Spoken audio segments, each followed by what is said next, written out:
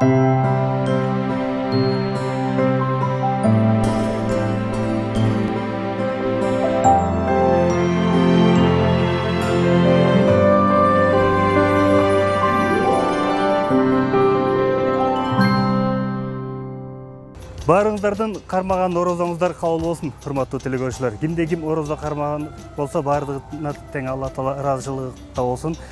Эми бул чай үстүндө сырдашу берүүсү. Чай үстүндө сырдашу берүүсү дегенибиз менен биз орозо болгондугубузга байланыштуу чай үстүндө отура албайбыз, урматтуу телекөрүүчүлөр. Ошондуктан бүгүн көптөгөн элге кызмат кылып, элибизге чоң жардам кылып жүргөн Алтын Нар компаниясы бар. Алтын Нар компаниясынын элге көргөзүп аткан жардамын, кызматын баардыгыбыз тең бирге көрөлү. Биз менен болуңуздар, бизден алыстабаңыздар. Чай үстүндө сырдашу берүүсү башталды. Ассаламу алейкум.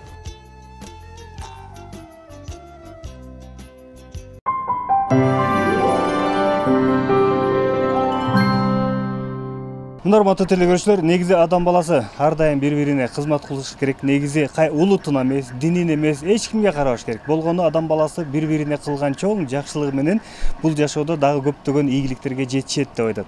Ошондуктан бүгүнкү күндүн биздин каарманыбыз Хабибулла мырзага келдик. Азыр мынакей, салам алейкум. Агай, жакшысызбы? Ден соолугуңуз жакшыбы? Көпчүлүктүн көзүнчө учурашып алалы. Эми сизге келгенибиз баягы орозонун улуу күнүндө, урматтуу телекөрүүчүлөр, мындай чай үстүндө сырдашуу берүүсү болсо дагы, бирок биз чай ичкен жокпуз. Себеп дегенде Хабибулла мырза дагы мен дагы орозодо болуп калдым. Ошондуктан болгону азыр сиздерге Хабибулланын кылып аткан кызматы жөнүндө, ошондой эле биздин угушубуз боюнча маалымат келген. Бул 10 миллион сомго чейин сизде акча бөлүп атат деп. Ошол чындык да? Азыр мисалы үчүн баштаганда бул жактан алдык 7 миллион берип атат деп. Анан дагы 3 миллионду кошосузбу? 7 миллионду берип койдум, дагы берип жатам. 7 миллион берип койдум. Өзүңүз Дунган улутунда мусулман. Мен Дунган. Ооба, улутум Дунган, мусулманмын, бирок кыргызча сүйлөй албаймын. Негизи улуту Кытайбы, орусбу, Дунганбы, казакпы, баары мусулман бир тууган. Бири-бирибизге жардам беришибиз керек. Дунганма, Кытайма, орусма, казакма, мусулман бир тууган. Кыргызчаны жаңы үйрөнүп атасыз. Кыргызстанда жашагандан кийин кыргызча үйрөнүш керек. Сиздин баягы дагы максатыңыз кандай? Мисалы үчүн 7 миллион сомду бөлдүңүз. Мисалы үчүн Бишкекке эле бөлүп атасызбы же Жет область? Бишкек, Нарын, Көл, Талас, Ош. 7 миллион буга 7 миллион бир гана унга жана азык-түлүккө бөлүнгөн. Мен муфтийге ишенип тапшыргам. Ошонун жардамы менен элге таратып жатабыз. Жанында имамла була тапшырылып була жүнөйдү. Муфтийге бердиңиз, имамдарга бердиңиз. Мечит. Муфтий Ошга токба батканда. Муфтий Кыргызстандагы 7 областтын ичиндеги муктаж адамдарга жөнөтөт. А биз болсо Талгаттын жардамы менен Бишкектин айланасына жакын жерлерге берип жатабыз. Бишкектин жакын жерлерге, билген жерлерге, мөзө тапшырылды. Сиз мисалы үчүн mo Bishkekte өзүңүз кошо кыдырып таратып атасыз да элдерге. Ооба, мечиттин имамы Талгаттын бир туугандары да биз менен чогуу аларга кошулуп өзүмдүн балдарымда иштешип жатат.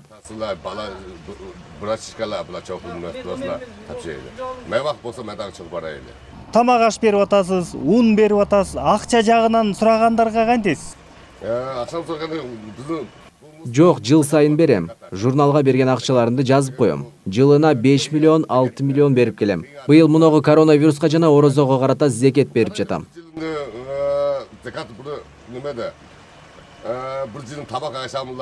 Ошондо сизге бул жакачы мисалы үчүн сизге атайын бул орозо маалында эле эмес, жайында, же кышында, жазында, башка маалда, башка убакытта деле. Ошондо келсе, бизге акча керек болуп атат, же бизге тамак аш керек болуп атат, кыйналып атабыз дегендер келеби сизге? Келер. Постоянно келип атат. Ооба, келет. Күнүнө 10-15 адам келет. Биз мусулманбыз. Кыйналган адамдарга кайдыгер карабай жардамыбызды беришибиз керек. Кыргызстанда кыйналган жарандарыбыз көп. Бир нанга зар суу ичип олтурган үй бүлөлөр бар. Аларга кичине болсо да көңүл бүрүп турам. Бир жылдын ичинде мага адамдар көп кайрылат. Баарына тең көңүл бөлгөнгө аракетимди жумшайм. Көбүнчө оору менен алышкан адамдарга 40 миңден 50 миңге чейин берип коем. Кичине жардам болсун деп.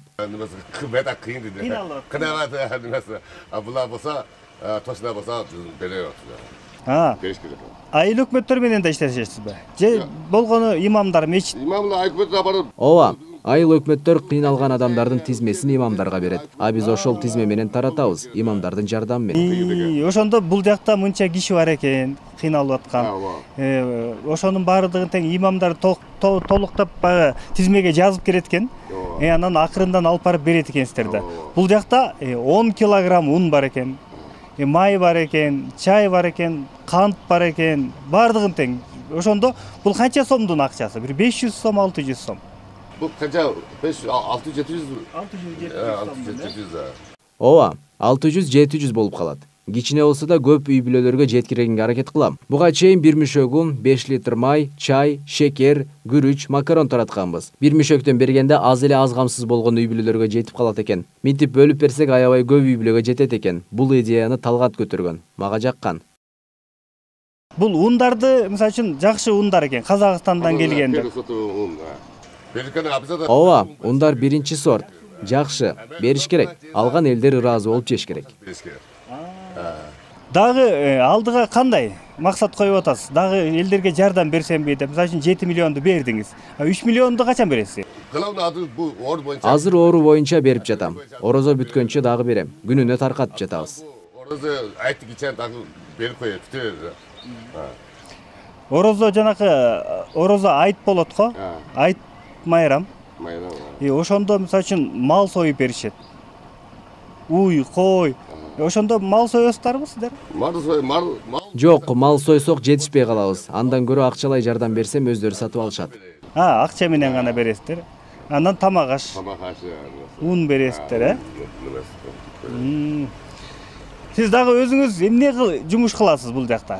Мисалы үчүн өзүңүздүн алтын нар деген фирмаңыз бар.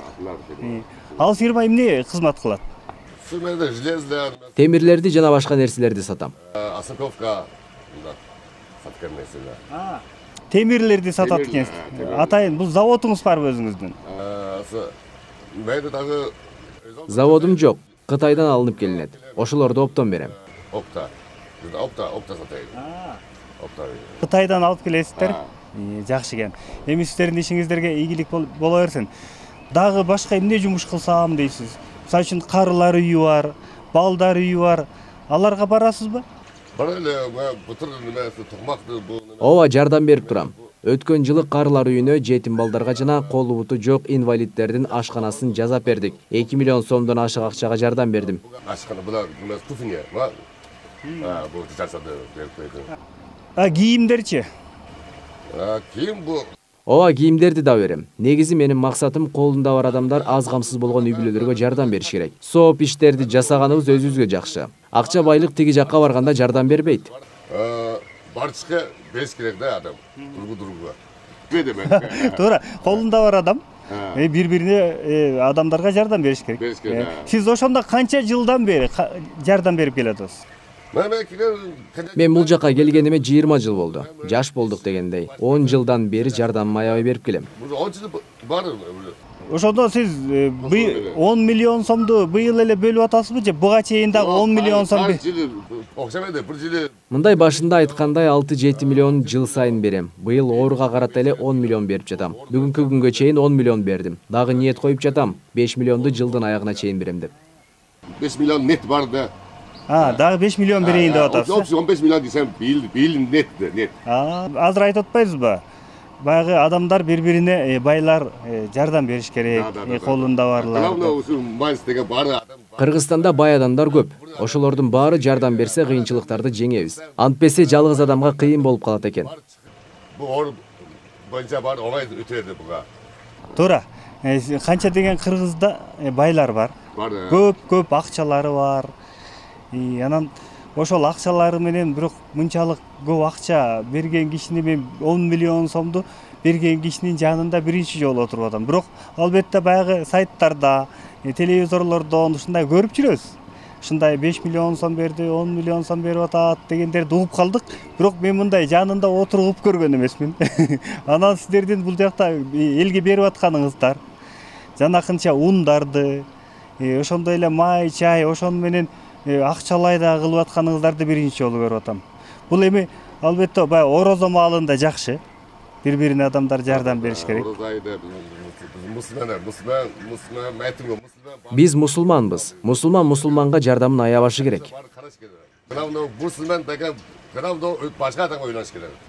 Ушу Кыргызстанга бир завод, фабрика салайын деген оюңуз барбы?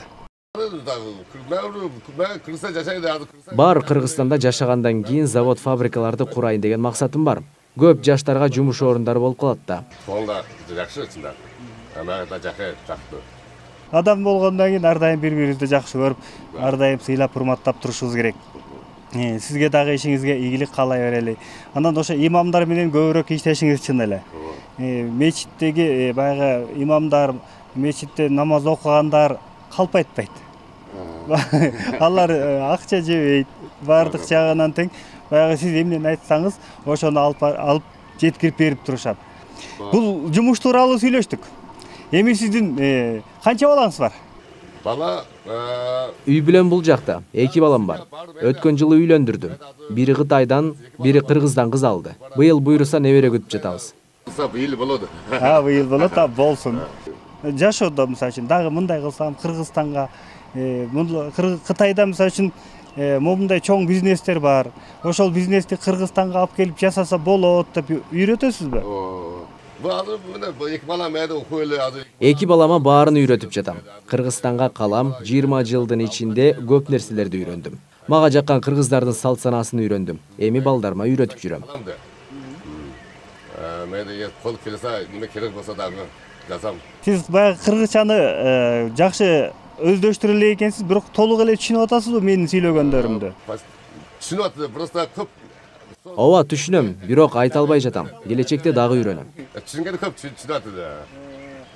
Анда өзүңүздүн эле киши экенсиз. Эми атайын Кыргызстанга келгенден кийин элибизге дагы жардам бергенге аракет кылыңыз. Ишиңизге ийгилик болсун, оорубаңыз. Ден соолук ушундай элге көп жардам бере бериңиз. Сизге чоң рахмат. Бар болуңуз. Азыр урматтуу телекөрүүчүлөр, бул жакта атайын Хабиб мырза даярдаган, ошону менен Хабиб мырза ишенген жакын инсандары, ошол эле мечиттердин имамдары бул Талгат мырза баштаган. Жалпы көпчүлүк эл күтүп атат. Атайын аттары жазылган экен. Ошол жака чоң машинага жүктөлгөн жакшы тамак аш бар экен. Ошону жеткирип, анан ошол жактан жолугушалы элге чогуу тараталы. Жүрүңүз.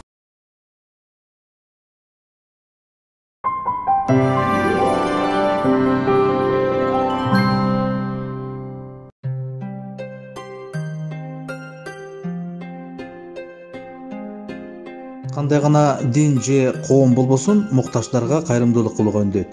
Ошондой эле ар дайым кайрымдуулук жасоо да адамдын ички дүйнөсүнөн келип чыккан беришендикти талап кылат. Кыргызстанда акчалары сан жеткис миллионерлер көп. Бирок алардын арасынан өтө чоң суммада жана ар дайым кайрымдуулук иштери менен алектенген үлгүлүү инсандар бар. Алардын катарын толуктаган жыл сайын өтө муктаж адамдарга өзүнүн балдары менен кошо кайрымдуулук жасап жүргөн Алтын Нар компаниясынын жетекчиси Хабиб бүгүнкү күндө орозо башталгандан баштап аз камсыз болгон үй бүлөлөргө муктаждарга күн сайын ысык нан жана акчалай жардамын берүүдө.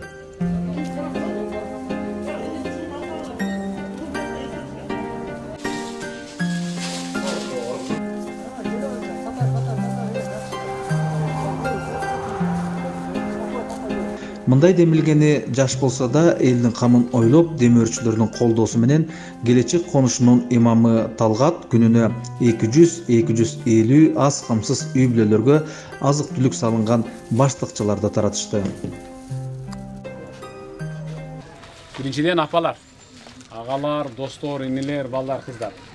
Туткан орозоңуздарды Аллах Таала кемчиликсиз кабыл кылсын. Ыйык Рамазан айдын акыркы 10 күнүнүн ичинде өтө кереметтүү куттарган күн түндөрдө турабыз да.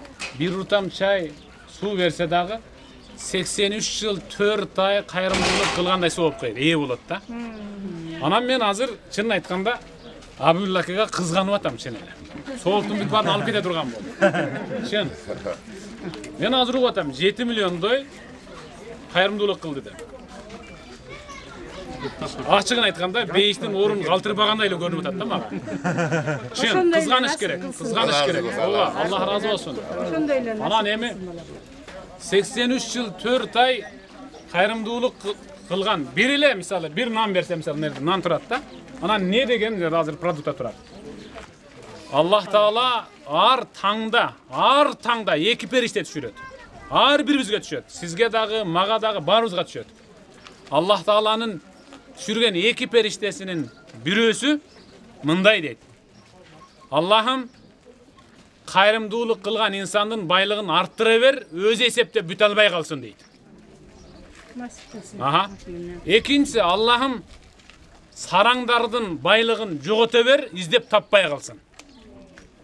Ошондуктан ошол кадыр түнгүнү эртең таң атып атканда дагы периштенин дагы дуасына арызып, силердин дуаңыздарга арызып атат да иншалла. Туткан орозоңуздарды кемчиликсиз кабыл кылсын. Кээ бир адамдар бир айда бир ай эле орозо тутабыз. Сиздер ошентип тутуп атасыздарбы? Же эки ай туттуңуздарбы? Жок. Бирок бир адамдар бар, бир айда бир жылдык орозо тутат. Анткени Пайгамбар саллаллаху алейхи вассалам айткан: "Ман фаттара саиман", ким ыйык Рамазан айдагы орозо туткан адамга ифтарлык берип койсо, ошо орозо туткан адамдын сообундай дагы сообу жетип турат деген. Анан канча адамдардын ифтарына, сохуруна тамак келип атат да. Дагы бул жагынан соопко ээ болуп атат. Андыктан Абдуллака сиздин кайрымдуулугуңузду Аллах Таала кемчиликсиз кабыл кылсын. Аллах Таала дагы арттыра берсин. Мен бул кишини өткөндө атайын дин жаатында иштеп аткан кызматкерлерге дагы атайын ун таркаткан. Биринчи жолу көрүп атам. Мен ойлопмун, кайрымдуулук кылып атат десе, аябай чоң киши экен дептим. Бирок чын өзү жебей бирөөгө жейдирип атканы анык маалым болду да. Ушул кишиге канатына канат болуп, аягына аяк болуп кызмат кылып жүргөн нол биздин мен кадырлаган устаз, мен кадырлаган дамла, Талгат дамла. Азамат кече чалып, андан мурда күн чалып, күндүзү чалып, түнү чалып таркатып калалы. Эл ушундай болуп атат. Ифтарына кичине бир тамак сунуштап коелу деген ушул жигитке дуба кылгыла. Ушул дамлага дуба кылгыла. Алла разы болсун. Мындайлардан айланса болот. Аллах разы болсун. Алла разы болсун. Бир сөз менен айтканда, орозоңорду кабыл болсун. Дасторконуңар куттуу, берекелүү болсун. Дасторкон 3 түрдүү болот деп өткөн эле сабагымда айттым эле. Ифтар дасторкону, сухур дасторкону, бирок Аллах Тааланын арабызга жайып койгон Кур'ан деген дасторкондон курга албагыла.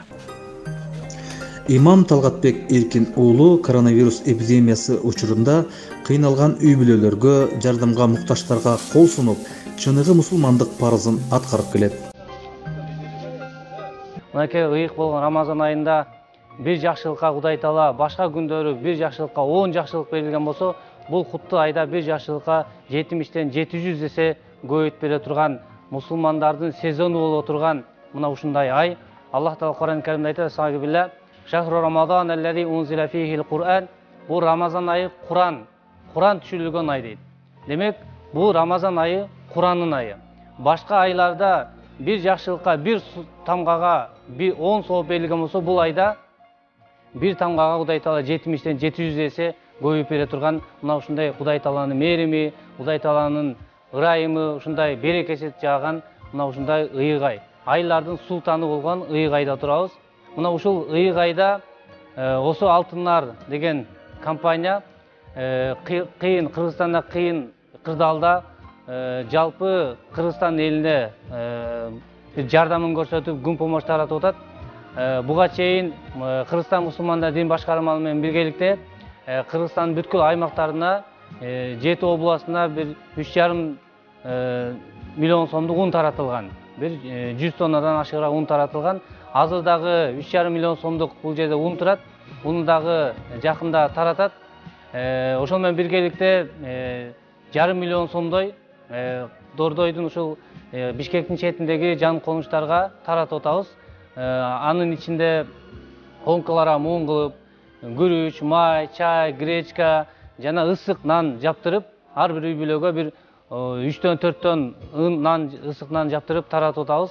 Кудай Таала ушул Осо Алтындар компаниянын жетекчиси Хабибулла байкенин иштерине ийгилик берсин, тапкандарына береке берсин. Кудай Таала мына ушундай кыйын учурда жана ыйык болгон Рамазан айында кылган иштерин Кудай Таала кабыл кылсын.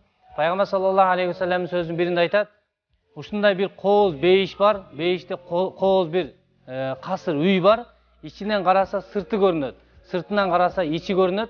Мына ушундай кооз бейиш касыр үйлөр бейиштеги. Бул ушул ыйык болгон Рамазан айында ач адамдарды тоюнткан, намаз окуган мына ушундай инсандарға берилет дейт. Кудай Таала Хабибулла акенин кылган иштерине ийгилик берсин, тапкандарына береке берсин, кылып жаткан иштерин Кудай Таала кабыл кылсын. Жалпы кыргыз элине тынчтык, амандык, ынтымак, биримдик берсин. Ар кандай оорулардан, кырсыктардан, балелерден, жаратылыш балелерден Кудай Таала сактаган болсун. Ассаламу алейкум ва рахматуллахи ва баракатух. Конуштун тургундары мындай демилгени көтөрүп, кыйынчылыкта баш көтөргөн инсандарга ыраазычылык ак баталарын берип жатышты. Рахмат ушинтип, Алла разы болсун, Алтыннар компаниясынын ушинтип элге ушинтип орозо убагында ушинтип кайрымдуулук кылып атканына чоң рахмат, иштерине ийгилик болсун, туткан орозолор кабыл болсун. Алла разы болсун. Рахмат, чоң рахмат. Мына ушунчалык кылып аткан кызматтарына рахмат. Бисмиллахиррахманиррахим. Алтыннар компаниясына рахмат балдарым. Өмүрүңөр uzun болсун. Өмүрүңөр сулдай болсун. Бала чакаңар менен дайым тиринчте. Алтындар компаниясына Алла разы болсун. Рахмат буларга. Помощь таратып бизге орозо күндөрү таратып атканда ушинтип эмеси иши ийгиликке ашты. Башка эмне дейт? Рахмат.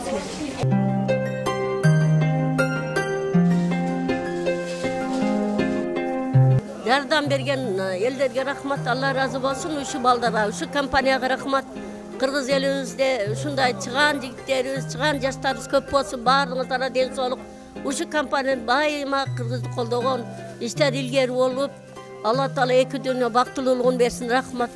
Дайыма ушу Кыргызстан ушу менеттен арылып аттапта өтүп, Кыргызстаныма жакшылыктар келсин. Баарыңыздарга Алла разы болсун компанияга. İşler iyilikte olsun, den soğukta olsun. Birincilerden şu Kırgız elime den soğuk kalayım, hiç kim uğraşsın, bardığı tinç bolsun. İkinciden şu Altınlar kampanyasına, menin atıman, elimin atından, bala çakamın atından bardığı razılıkты bildiremiz. Sizlerge çoğun rahmat, sizlerge bizlerge yardım verseler, sizlerge Kudayım yardım verir. Allah Taalam ayatlarda, Peygamberimiz hadislerde köp jolu kaytalap aytkan. Misal üçün ayta kete turgan bolsok, vallahu fi aunil abdi, madamel abdu fi auni ahihi. Allah Taalam pendesinin jardamında bolat, eger pendesi başka bir pendeniге ardayım jardam berse deyt da. Oşogo бүгүнкү күндө ушул кырдаалга жараша ушундай кайрымдуулук иштер көп болуп жатат. Ошолордун катарында Хабибулла агабыз өз салымын кошуп келе атат. Ошого жамаатыбыздын атыбыздан атынан ушу жерде жашаган элдин атынан чоң разычылык рахматыбызды айтат элек. Аллах Таала максатына жеткирсин. Эч качан кем болбосун. Ар дайым ушундай элдин алкышыны, Аллахтын разычылыгын алып жүрө берсин.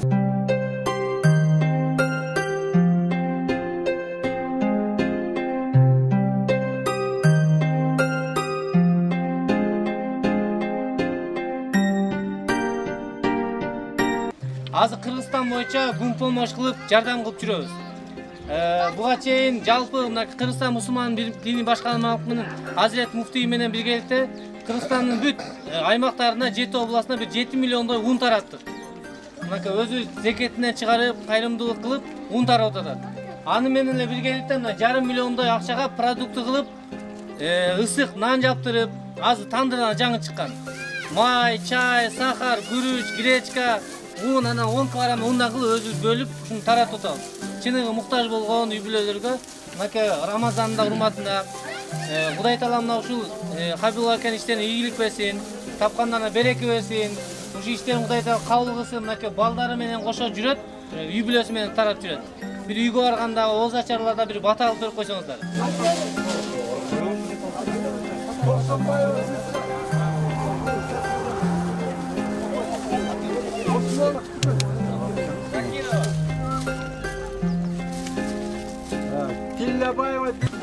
Алтыннар деген компаниянын жетекчиси экен. Ушундай биздин сурушубузду эске алып келип отурат. Чоң ыраазычылык айтабыз байке. Кудай Таалам ыраазы болсун сизге.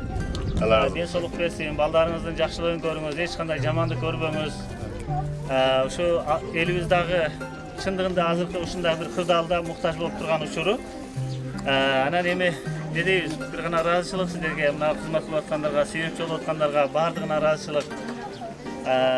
Ушундай бир байкелерибиз бар, ушундай карапайым эл жашап атабыз да негизи. Кудай Тааламдын ушулар аркылуу бизге себепчи болуп атат да рызкыбызга. Анан айтылып аткан негизи дүйнө 4 түрдүү нерседен турат дейт. Биринчиси ошо байлардын берекелүү, берешен байлардын жакшылыгы менен, анан кийин ошо калгандардын дуасы менен ошо дүйнө сакталып турат дейт да туугандар. Ошондуктан баарыңыздарга келгениңиздерге рахмат.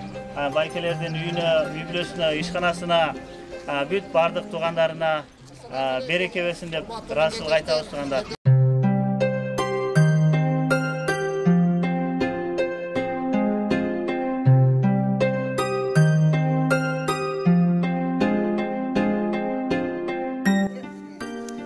Орозонун күнүндө ушу муктаж элдерге жардам берген ушу Алтын компаниясына рахмат чоң.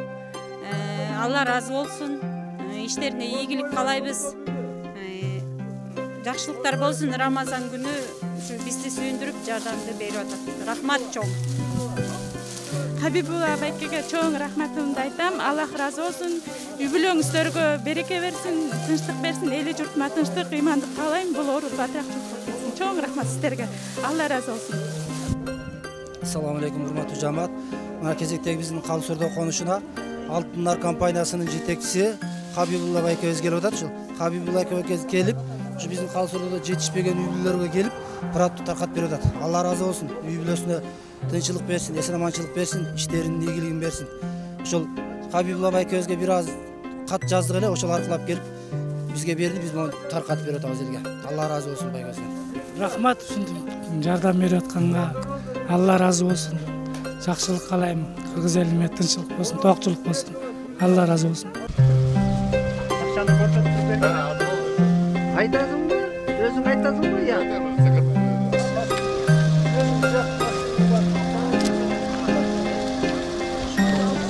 Кол койду а бу. Бу закат акшамга 20 миң сом. Сизге берип койду. Закат акшамга. Алла разы болсун. Аллах разы болсун, бар болсун. Ушулар бар үчүн биз да жүрөбүз.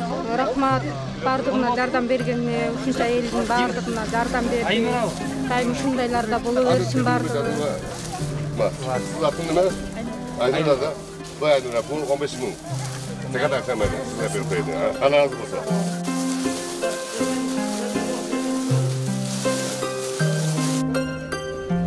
Ben kol koydu ha bana. Bu 15 ming ben zekat akşam size bir koydu. Zekat. Allah razı olsun. Zekat. Allah razı olsun. Dua kılıp koysunlar ha kardeşim.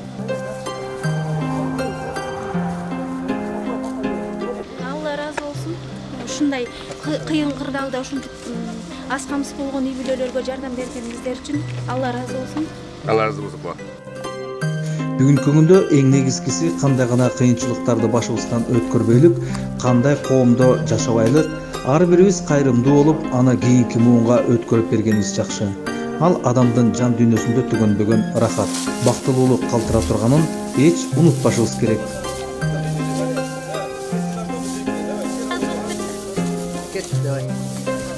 Урматтуу телегөчтөр, өзүңүздөр көргөндөй, өзүңүздөр күбө болгондой атайын көпчүлүк элге Алтындар компаниясы Хабибулла мырзанын көргөзгөн чоң көмөгү, чоң жардамы болду. Бул атайын чыгарылыш болду. Да ушундай көрүшкөнгө чейин баарыңыздар аман болуңуздар, эч кимиңиздер оорубаңыздар, орозоңуздар кабыл болсун.